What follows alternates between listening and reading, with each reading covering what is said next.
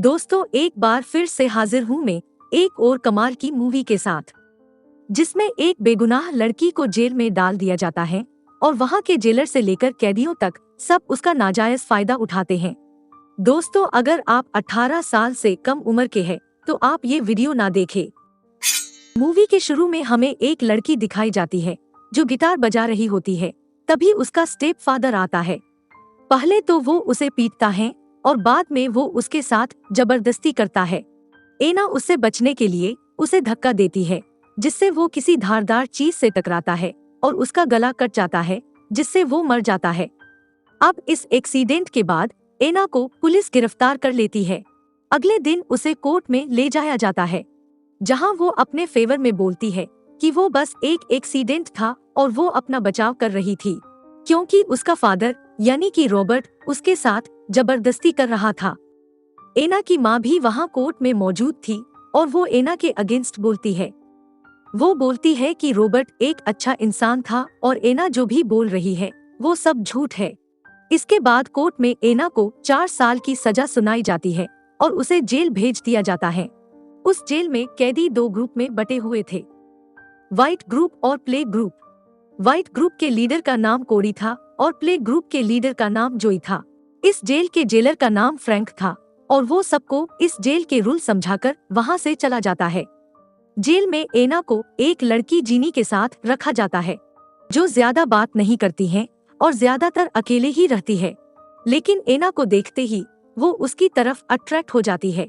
अगले दिन जब सभी कैदियों को कंपाउंड में ले जाया जाता है, तभी व्हाइट ग्रुप की लीडर कोडी उसके पास आती है और उसे अपने ग्रुप में ज्वाइन होने के लिए कहती है, ताकि बाकी कैदी उसे परेशान न करे। पर एना उसे मना कर देती।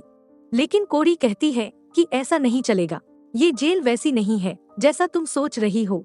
वो कहती है कि तुम्हें किसी एक ग्रुप को चुनना होगा, वरना वो इस जगह ज्यादा दिन नहीं टिक पाएगी। कोडी के समझाने के बाद भी एना कहती है कि मुझे किसी की मदद नहीं चाहिए, वो बस अकेली रहना चाहती हैं। एना के मना करने से बाकी लड़कियां कोडी की तरफ देखने लगती हैं, जिससे कोडी को गुस्सा आता है। उसे लगता है कि एना ने उसकी बात ना मानकर सबके सामने उसकी बेइज्जती की है। जिसके बाद कोडी अपनी टीम की लड़कियों के साथ मिलकर एना को बहुत मारती है। एना जब जिनी के पास आती है तो जिनी उसे हमदर्दी जताने के बहाने यहाँ वहाँ टच करती है, जिससे एना भी कंट्रोल नहीं रख पाती और उसके साथ इंटीमेट होती है। वहीं जोई की नजर भी एना पर थी। एक बार वो उसे अकेला देखकर उसके साथ छेड़खानी करने लगती हैं और अब एना समझ चुकी थी कि बिना ग्रुप ज्वाइन करे वो यहाँ नहीं रह सकती और वो कोडी के ग्रुप को ज्वाइन कर लेती हैं। कोडी एना को उससे बदला लेने के लिए उकसाती है। फिर एना जोई से जाके लड़ती है। कोडी ये सब मोबाइल से रिकॉर्ड कर रही थी। ये ड्रामा देख वहाँ पुलिस आ जाती है और एना को नेकेड करके एक रूम में बंद कर देती हैं, जहाँ बहुत ठंड थी और अंधेरा था। अगले दिन फ्रैंक कहता है कि अगर तुम वहाँ से निकलना चाहती हो तो उसे उसके साथ फिजिकल रिलेशन बनाना होगा। एना उसकी बात मान लेती है और फ्रैंक उसका फायदा उठाता है। इसके बाद एना अपने सेल में आती है तो कोडी उसे ड्रग्स देकर उसके साथ फिजिकल रिलेशन बनाती है। अगले दिन जब जोई एना से बदला लेने आती है तो वहाँ कोडी के ग्रुप की लड़कियां भी आ जाती हैं और दोनों ग्रुप के बीच फाइट हो जाती है। फ्रैंक इसके लिए एना को ही जिम्मेदार मानता है और उसे ब्लैकमेल करके वापस से उसके साथ इंटीमेट होता है। साथ ही वो ये भी कहता है कि अगली बार वो उसे माफ नहीं करेगा। एना वापस आती है और सारा गुस्सा जीनी पर निकालती है, जिससे जीनी डर जाती है और उसे खुद से दूर रहने को कहती है। और इसी बीच गलती से जीनी का होठ कट जाता है और जब गार्ड्स सारे कैदियों को चेक करने आते हैं तो उन्हें जीनी का कटा हुआ होठ दिख जाता है और वो एना को फिर से फ्रैंक के पास भेज देते हैं। लेकिन इस बार फ्रैंक उसे कुछ नहीं करता, क्योंकि एना उसका मूड खराब कर देती है ये कहके कि वो उसका रेप करता है। एना को भेजने से पहले वो उसे कहता है कि उनके बीच जो भी चल रहा है उसे वो रेप नहीं कह सकती है, और अगर उसे जानना है कि रेप क्या होता है तो वो उसे ऐसी जगह भेज सकता है जहां उसे अच्छी तरह से पता चल जाएगा कि रेप क्या होता है। फ्रैंक की बात सुनकर एना गुस्सा हो जाती है और कोडी के पास आकर नशा करने के लिए ड्रग्स मांगती हैं। कोडी कहती है कि ये सब चीजें अब उसे खुद से खरीदनी होगी, हर बार वो उसकी मदद नहीं करेगी। एना कोडी की बातों को गलत रूप में लेती है और उसे कहती है कि उसे अकेले रहना है और अब वो उन लोगों के साथ नहीं रह सकती। एना की बात सुनकर कोरी बुरा मान जाती है और उसे अपने ग्रुप से निकाल देती है। कोरी के वहाँ से चले जाने के बाद वो उस ग्रुप के पास जाती है जो हर वक्त ड्रग्स के नशे में डूबी रहती है। एना उनके पास जाके कहती है कि उसे भी इंजेक्शन चाहिए, जिसके बाद वो ड्रग्स के नशे में डूब जाती है। एना को इस हालत में देखकर कोरी को उसकी फिक्र होने लगती है और वो इनके पास जाकर उसे समझाने की कोशिश करती है, पर एना नहीं मानती। इधर दूसरे ग्रुप वाली लड़कियों को पता चल जाता है कि एना अब कोरी से अलग हो चुकी है और इसके बाद वो एना का फायदा उठाती है और उसे बहुत मारती हैं, जिसके बाद एना और भी ड्रग्स लेने लगती हैं। एक दिन जब वो ड्रग्स लेने जाती है तब कोरी वहाँ आ जाती है और अपने ग्रुप के साथ मिलकर सभी ड्रग्स लेने वाली लड़कियों को मारती है, जिसके बाद गार्ड्स को आना पड़ता है। गार्ड्स को देख के एना अपना आपा खो देती है और गार्ड को नुकसान पहुंचाकर वो खुद को मारने की कोशिश करती है। ये बात फ्रैंक के पास आती है तो उसे गुस्सा आ जाता है।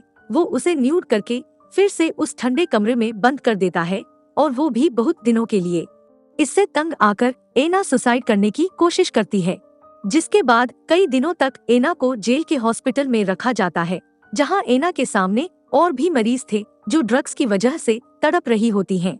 उन्हें देखकर एना को समझ में आ जाता है कि वो ड्रग्स लेकर कितनी बड़ी गलती कर रही थी और इसके बाद एना ड्रग्स छोड़ने का फैसला करती है। एना की माँ उसे जेल में मिलने आती है। उसकी माँ उसे कहती है कि उससे बहुत बड़ी गलती हो गई, वो उसे माफ कर दे। उन्हें कोर्ट के सामने झूठ नहीं बोलना चाहिए था। वो अपनी गलती सुधारना चाहती है। अब वो कुछ भी करके एना को जेल से बाहर निकाल कर रहेंगी। अपनी माँ से मिलकर जब एना आती है तो फ्रैंक उसे अपने ऑफिस में बुलाता है और उसे अपनी तबीयत के बारे में पूछता है। एना उसे कहती है कि वो उसके शरीर के साथ जो भी करना चाहे कर सकता है, बदले में वो उसे बाकियों से सेफ रखे। एना की बात सुनकर वो उससे कहता है कि ठीक है, वो इसके बारे में सोचेगा। एना के वापस आते ही कोरी को पता चल जाता है कि एना फ्रैंक के साथ मिल चुकी है और इस बात से गुस्सा होकर कोरी एना के फेस को काट देती है, जिसके बाद एना समझ जाती है कि कोई उसकी मदद नहीं करने वाला और वो जेन के पास जाकर उसे अपने साथ हो रहे सारे गलत कामों के बारे में बता देती है। जिसके बाद जेन एना से कहती है कि वो उसकी मदद करेगी। उसकी बहन का पति गवर्नर के लिए काम करता है तो उसे अब फिक्र करने की कोई जरूरत नहीं है। जीनी से बात करने के बाद एना के मन में एक उम्मीद जग जाती है कि अब उसे इंसाफ मिलेगा, लेकिन फ्रैंक अपने कैमरे में एना और जेन को बात करते हुए देख लेता है और एक कैदी के हाथों जेन को मरवा देता है और फिर दोबारा एना का रेप करता है। जब एना अपने सेल में बैठी हुई थी तब उसे एक लेटर मिलता है जिसमें लिखा होता है कि जल्दी ही उसकी जेल की सुनवाई होने वाली है। जिसके बाद एना डिसाइड करती है कि जब ऑफिसर्स उसके बेल के टाइम इंस्पेक्शन के लिए आएंगे तो वो फ्रैंक का सच सबके सामने लाएगी और सबूत के लिए वो कोरी के पास जाती है और उससे उसका फोन मांगती है। जब फ्रैंक वापस एना को अपने ऑफिस में बुलाता है तब वो सब कुछ रिकॉर्ड कर लेती है और जब इन्फेक्शन के लिए ऑफिसर आते हैं तब एना फ्रैंक का वो वीडियो दिखा देती है, जिसके बाद फ्रैंक को अरेस्ट कर लिया जाता है और एना से वो ऑफिसर्स माफी मांगते हैं कि उसे इतना सब कुछ झेलना पड़ा। वो एना की बहादुरी के लिए उसकी बेल को अप्रूव कर देते हैं और यहाँ पर मूवी का एंड हो जाता है।